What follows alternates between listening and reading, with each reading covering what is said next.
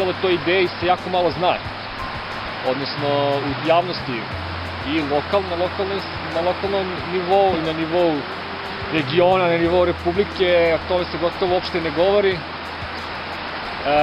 Bila je neka priča, bila je pre par dana nešto javni konkurs o tome i naravno sumnjam da se išta tu rešilo i da se sumnjam da išta iko zna, ali poenta je da italijanske kompanije dolaze na potezu od Raške do Kraljeva grade 10 brana, uveravaju nas da neće se ništa desiti, uveravaju nas da će se ovo biti i ostati kao što je sad, da mi se čini da smo polukolonija italijanska i da će na taj način i da nas tretiraju.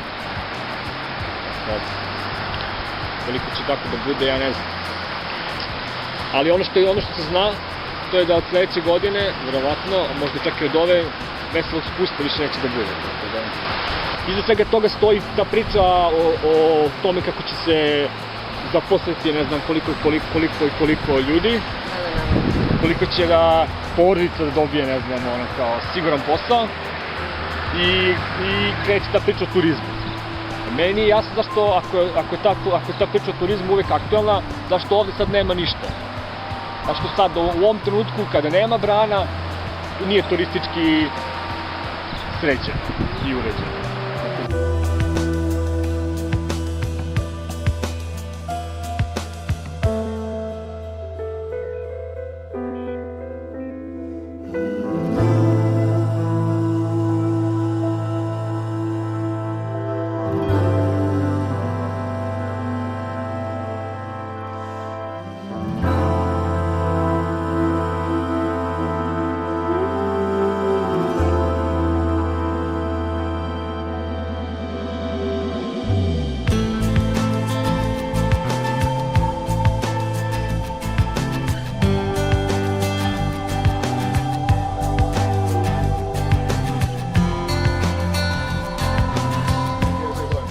Normalna pravna država i ja ne bih imao problema s tim. Znači, zna se zakon, zna se pravila, izgradnje, zna se sve u redu.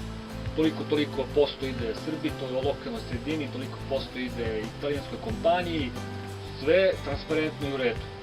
Ovo je Srbija, što si sama rekla, sve će se raditi prikriveno i sa nekim lažnim. Naravno, sa dogovorima između glavnih igrača, a mi mali ljudi, sitne ribe, ćemo samo da kusamo ono što nam nude.